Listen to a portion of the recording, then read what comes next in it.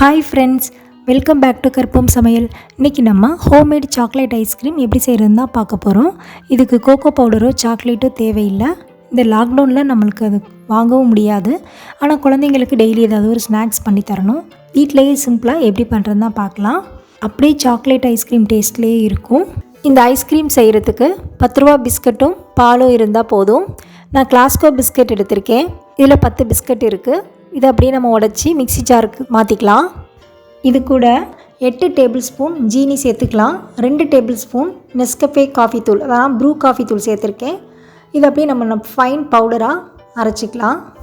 1/2 litre பால் எடுத்திருக்கேன். பால் நல்லா கொதிக்கணும். எந்த அளவுக்கு நம்ம பாலை காய்ச்சிரோமோ அந்தளவுக்கு க்ரீமியாக இருக்கும். நல்லா பால் கொதிச்சிருச்சு. இப்போ நம்ம லோ ஃப்ளேமில் வச்சு நம்ம கிரைண்ட் பண்ணி வச்ச பவுடரை சேர்த்து நல்லா கரண்டியால் கலந்துகிட்டே வரலாம்.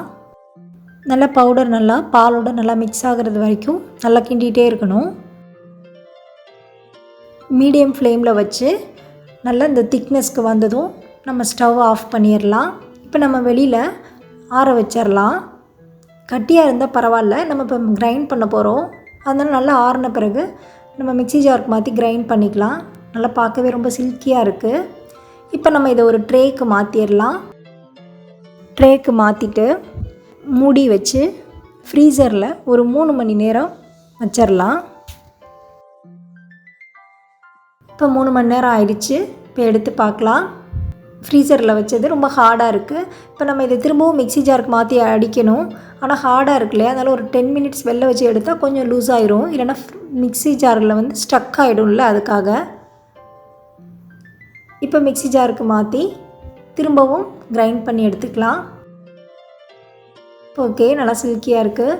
இதே போல் நம்ம 3 டைம்ஸ் 3 ஹவர்ஸ்க்கு ஒன்ஸ் 3 ஹவர்ஸ்க்கு ஒன்ஸ்னு 3 முறை நம்ம மிக்சியில் நல்லா கிரைண்ட் பண்ணி ஃபைனலாக ஃப்ரீசரில் வச்சு 3 மணி நேரம் கழித்து எடுக்கணும். நம்ம எத்தனை தடவை மிக்சியில் அடிக்கிறோமோ அந்தளவுக்கு க்ரீம் நம்மளுக்கு கிடைக்கும். அதனால தான் இப்போ நம்ம இது அப்படியே 3 ஹவர்ஸ் வச்சுருவோம். ஃபைனலாக இப்போ எடுத்து பார்க்கலாம். நல்லா க்ரீமியாக சூப்பராக இருக்குது. அப்படி ஹார்டாக இருந்தால் நீங்கள் கொஞ்சம் வெளியில் வச்சிங்கன்னா திரும்ப லூஸ் ஆகிடும். வீட்டிலேயே ஹோம்மேட் சாக்லேட் ஐஸ்கிரீம் ரெடி ஆயிடுச்சு. கண்டிப்பாக நீங்களும் ட்ரை பண்ணி பாருங்கள். இந்த வீடியோ உங்களுக்கு பிடிச்சிருந்தா உங்கள் ஃப்ரெண்ட்ஸ்க்கும் ஷேர் பண்ணுங்கள். மறக்காமல் லைக் கொடுங்க. இப்போ தான் நம்ம சேனலுக்கு நியூவாக வரீங்கன்னா சப்ஸ்கிரைப் பண்ணி கூடவே ஆளுங்கிற பெல்லைக்கான கிளிக் பண்ணுங்கள். அப்போ தான் நம்ம போகிற வீடியோஸ் உங்களுக்கு நோட்டிஃபிகேஷனாக வரும். தேங்க்யூ. நெக்ஸ்ட் வீடியோவில் பார்க்கலாம்.